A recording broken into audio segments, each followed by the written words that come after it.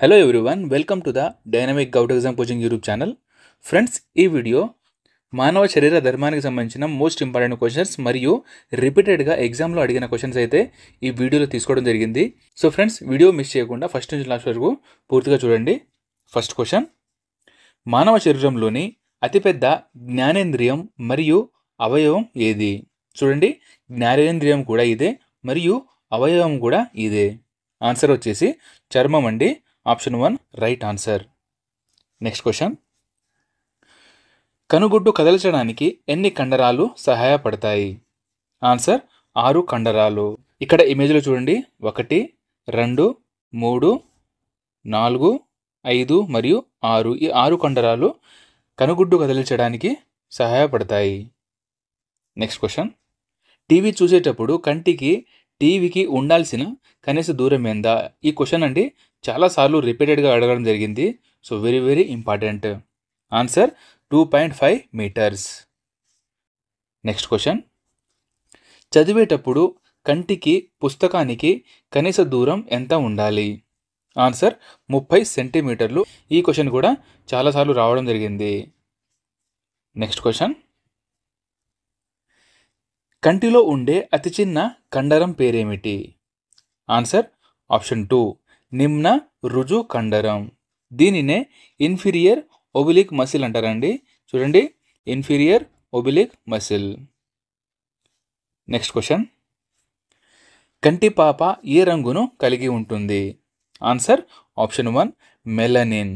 Melanin రంగును ఈ కంటి పాప కలిగి ఉంటుంది.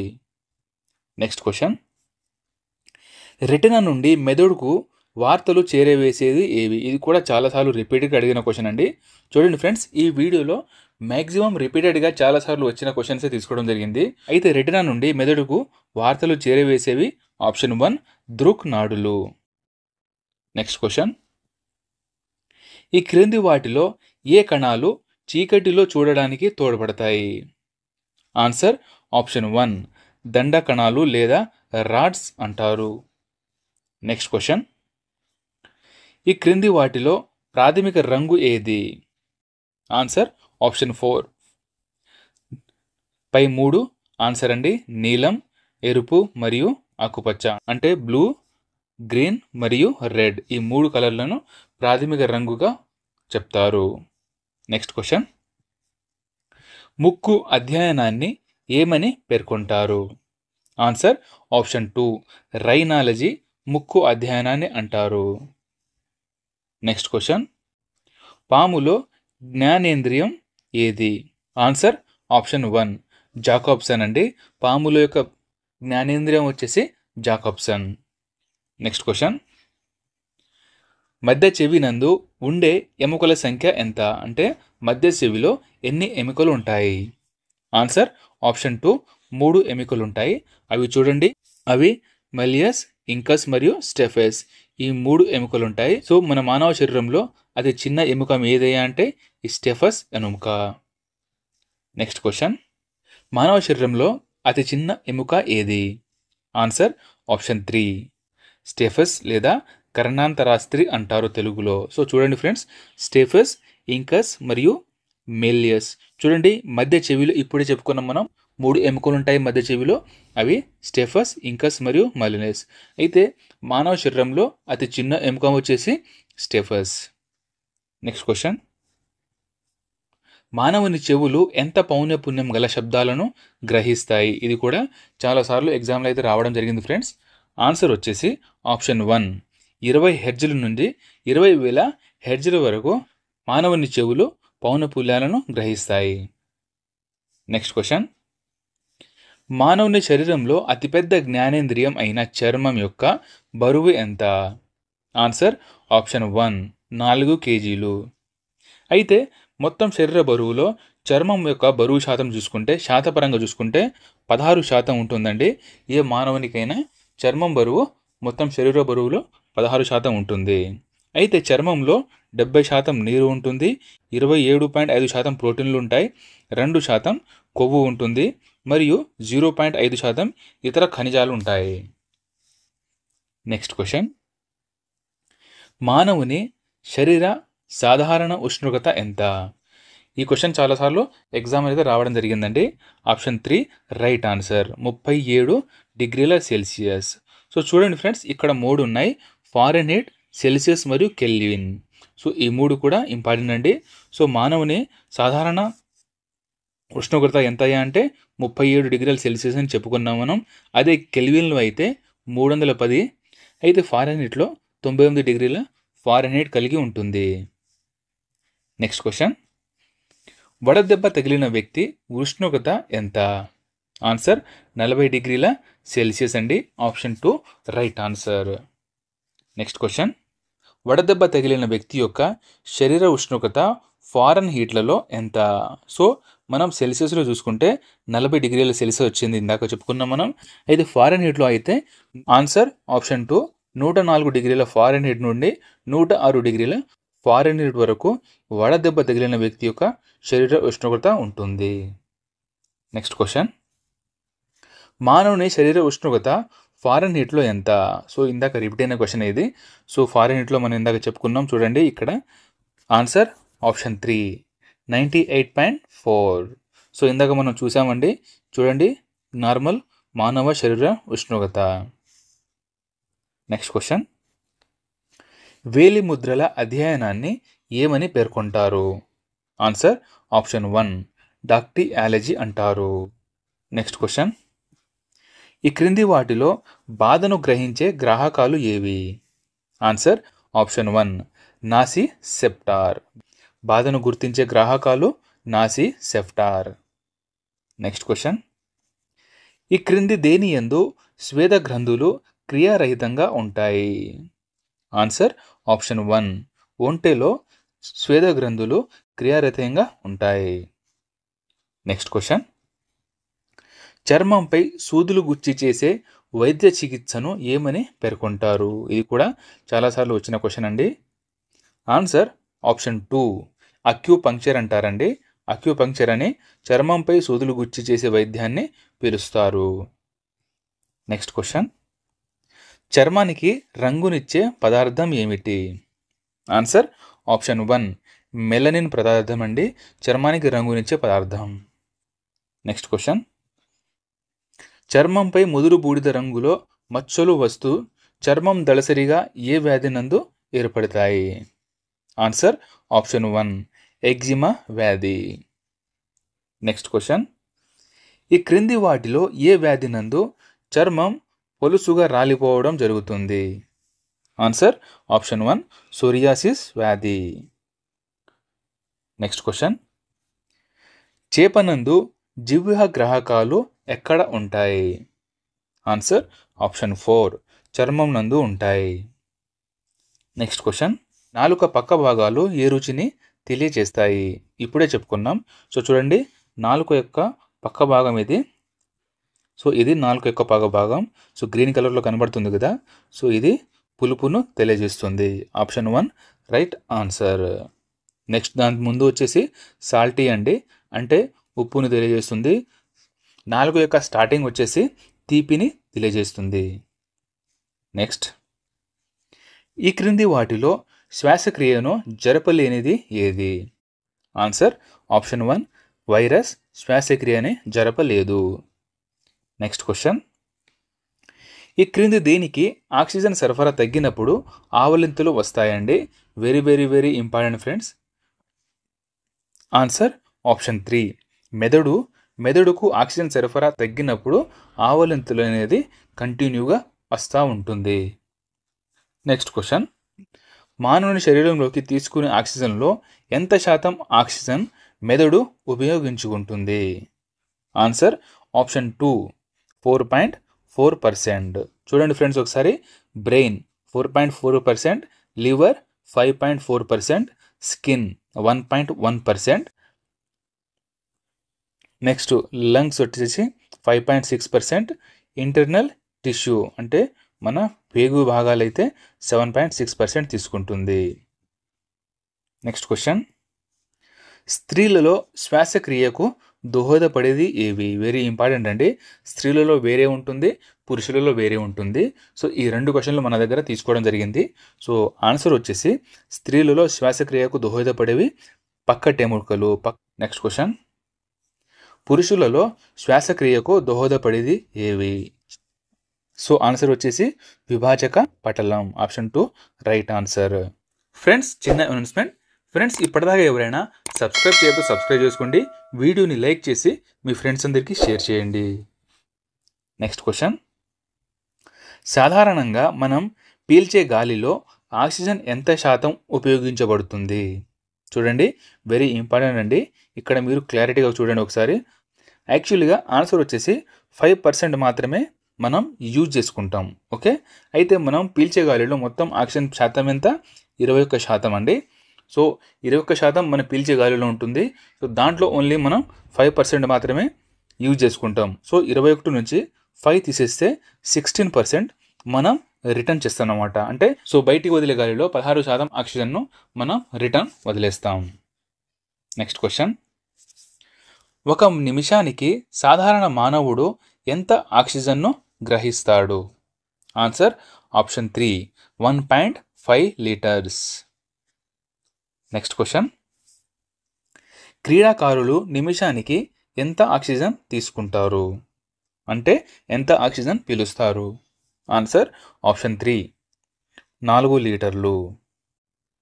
నెక్స్ట్ క్వశ్చన్, పిల్లలు నిమిషానికి ఎంత ఆక్సిజన్ పీలుస్తారు?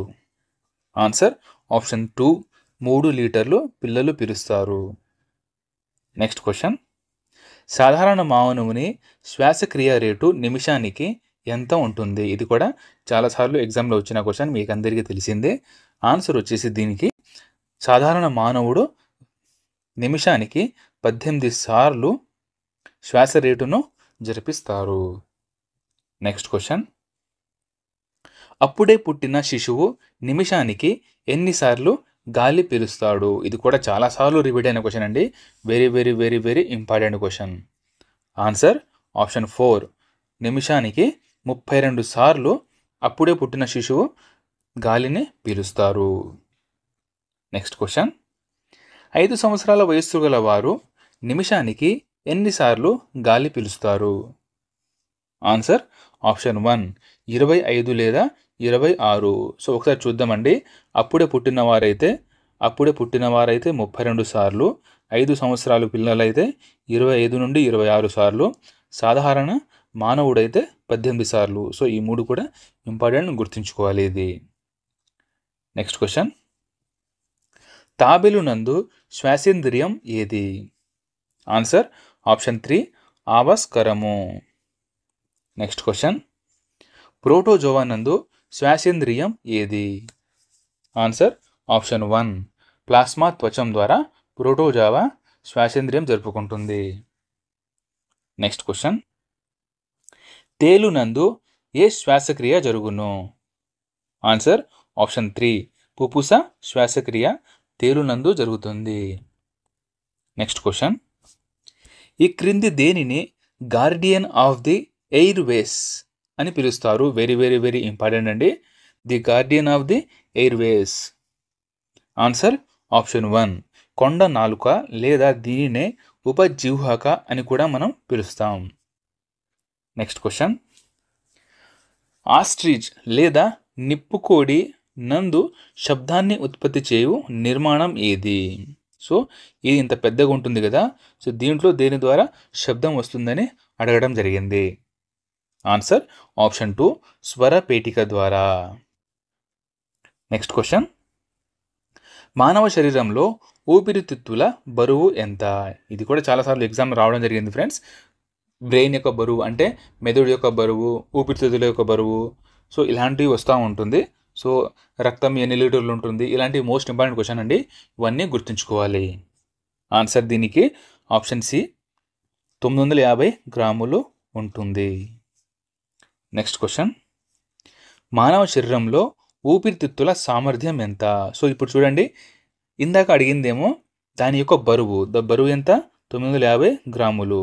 అయితే ఊపిరితిత్తుల్లో సామర్థ్యం ఎంత అంటే ఎంత గాలి లోపలికి పీల్చుకోగలదు? ఆన్సర్ ఆప్షన్ 3 5.8 లీటర్ల గాలిని ఊపిరితిత్తులో లోపల స్టోర్ చేయగలదు. నెక్స్ట్ క్వశ్చన్, రక్త ప్రసరణ పితామహుడని ఎవరిని పేర్కొంటారు? Very important friends. Answer option 2 William Harvey.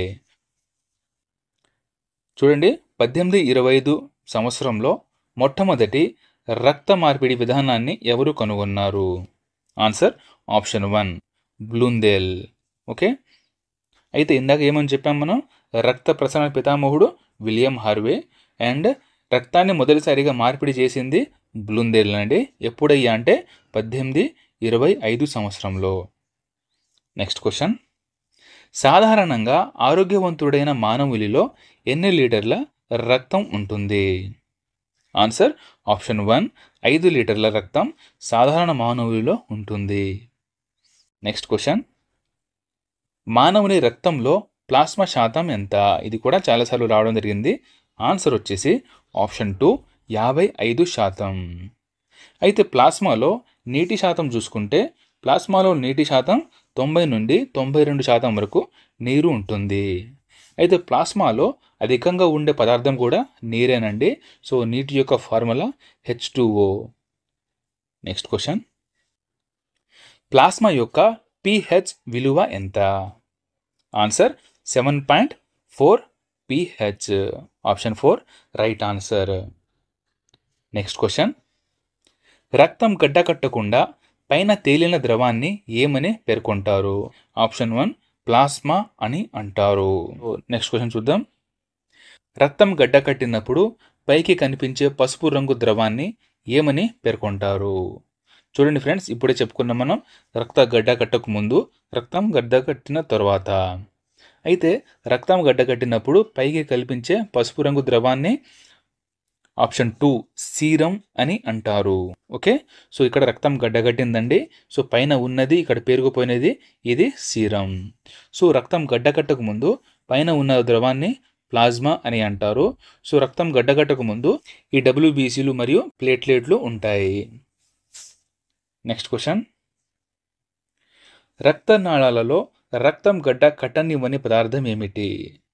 Answer option 1 heparin.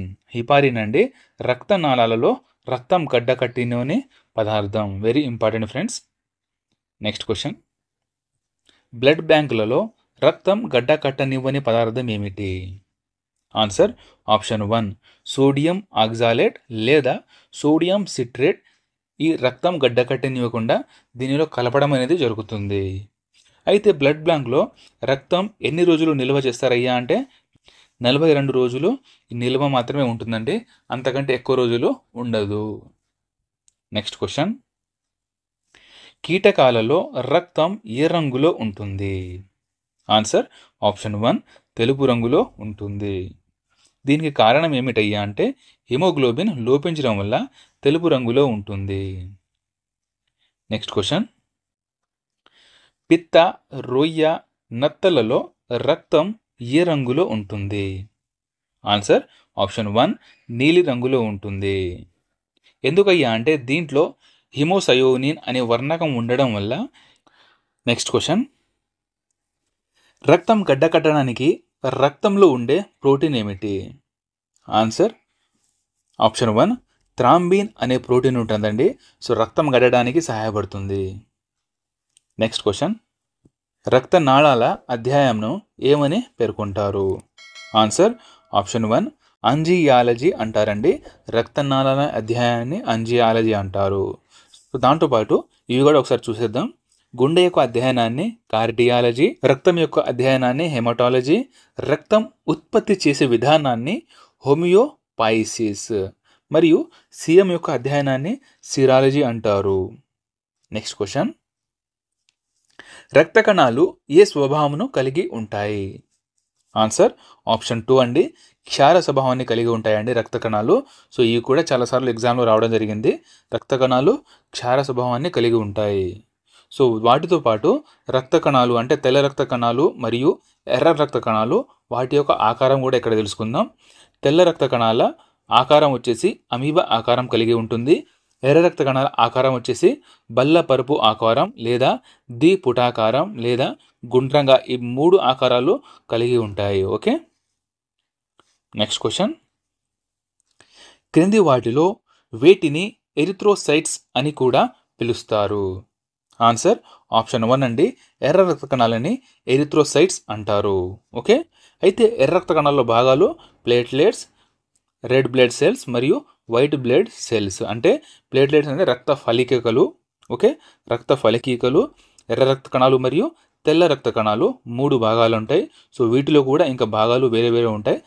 తెల్ల రక్త కణాల్లో 5 భాగాలు మరియు ఎర్ర రక్త కణాల్లో ఎరిథ్రోసైట్స్ ఉంటాయి మరియు ప్లేట్లెట్స్లో థ్రాంబోసైట్స్. సో వేరే వేరే భాగాలు ఉంటాయి. సో ఇంకా డీప్గా వెళ్తే ఇంకా డీప్గా వస్తుంటుంది, కానీ ఇప్పుడు ప్రజెంట్ అంత అవసరం లేదు.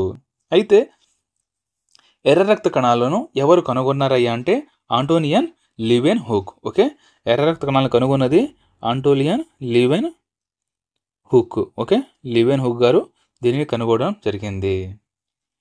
నెక్స్ట్ క్వశ్చన్, ఎర్ర రక్త కణాల సంఖ్య పెరగడం వల్ల వచ్చే వ్యాధి ఏమిటి? ఆన్సర్ ఆప్షన్ 3 పాలియోసైథీమియా అనే వ్యాధి వస్తుందండి. చూడండి, పాలియోసైథీమియా అనే వ్యాధి వస్తుంది. అయితే పెరగడం వల్ల వచ్చేసి పాలియోసైథీమియా, అయితే తగ్గడం వల్ల తగ్గితే వచ్చే వ్యాధి ఏమిటయ్యా అంటే రక్తహీనత అంటాం మనం, గుర్తుందా? రక్తహీనత వ్యాధి లేదా ఎనీమియా వ్యాధి వస్తుంది. సో ఈ రెండు ఒకటే అండి, రక్తహీనత లేదా ఎనీమియా అనే వ్యాధులు వస్తాయి ఈ ఎర్ర రక్త కణాల సంఖ్య తగ్గడం వల్ల. ఓకే, అయితే ఎర్ర రక్త కణాలు సి ఆకారంలో మారితే వచ్చే వ్యాధి ఏమిటయ్యా అంటే సికెల్ సెల్ ఎనీమియా అండి. సి ఆకారంలో మారితే వచ్చే వ్యాధి సికెల్ సెల్ ఎనీమియా అనే వ్యాధి ఎర్ర రక్త కణాలు సి ఆకారంలో మారడం వల్ల వస్తుంది. సో ఈ 3 రకాల వ్యాధులు ఎర్ర రక్త కణాల గురించి తెలుసుకోవాలి మనం. నెక్స్ట్ క్వశ్చన్, పెద్దవారిలో ఎర్ర రక్త కణాలు జన్మస్థానం ఎక్కడా? ఆన్సర్ ఆప్షన్ 1 అండి, ఎముక మజ్జ లేదా మూలుగా అని కూడా అంటారు. చూడండి, సో ఇది ఎముక అనుకుంది. సో ఎముకలో దీన్ని కోస్తే ఎముక మధ్య భాగంలో ఉంటుంది. సో దీనినే మనం ఎముక మజ్జ అంటాం లేదా మూలుగా అని అంటాం. ఓకే, నెక్స్ట్ క్వశ్చన్, ఆరోగ్యవంతుడైన మానవునిలో ఎన్ని కిలోల ఆస్తి మజ్జ ఉంటుంది? ఆన్సర్ ఆప్షన్ 1 3 కిలోలు. 3 కేజీల ఆస్తి మజ్జ అనేది ఆరోగ్యవంతుడైన మానవునిలో ఉంటుంది. నెక్స్ట్ క్వశ్చన్, ఎర్ర రక్త కణాల శ్మశాన వాటికగా దేనిని పేర్కొంటారండి? ఈ క్వశ్చన్ అయితే చాలాసార్లు ఎగ్జామ్లో అయితే రావడం జరిగింది. ఎర్ర రక్త కణాల శ్మశాన వాటిక. ఆన్సర్ ఆప్షన్ 1 ప్లీహాన్ని ఎర్ర రక్త కణాల శ్మశాన వాటిక అని అంటారు. నెక్స్ట్ క్వశ్చన్, ఎర్ర రక్త కణాలు లేదా ఎరిథ్రోసైట్స్ జీవితకాలం ఎంత? ఆన్సర్ ఆప్షన్ 1 అండి, 120 రోజులు ఉంటుంది. ఆర్బీసీ జీవితకాలం 120 రోజులు, డబ్ల్యూబీసీ జీవితకాలం వచ్చేసి 12 నుండి 13 రోజులు మరియు ప్లేట్లెట్స్ జీవితకాలం వచ్చేసి చూడండి 3 నుండి 10 రోజుల వరకు ఉంటుంది. నెక్స్ట్ క్వశ్చన్, రక్తంలోని హిమోగ్లోబిన్ నందు ఉండే మూలకం ఏమిటి? చూడండి, రక్తంలోని హిమోగ్లోబిన్ నందు ఉండే మూలకం. ఆన్సర్ ఆప్షన్ 1 ఫెర్రస్ అంటామండి, ఇనుమునే ఫెర్రస్ అంటాం, ఇనుము ఆన్సర్. అయితే రక్తం ఎర్రగా ఉండడానికి గల కారణం ఏమిటయ్యా అంటే హిమోగ్లోబిన్ అండి. హిమోగ్లోబిన్ రక్తం ఎర్రగా ఉండడానికి కారణం. నెక్స్ట్ క్వశ్చన్, పత్రహరితంలో ఉండే మూలకం ఏమిటి? ఆన్సర్ మెగ్నీషియం మూలకం.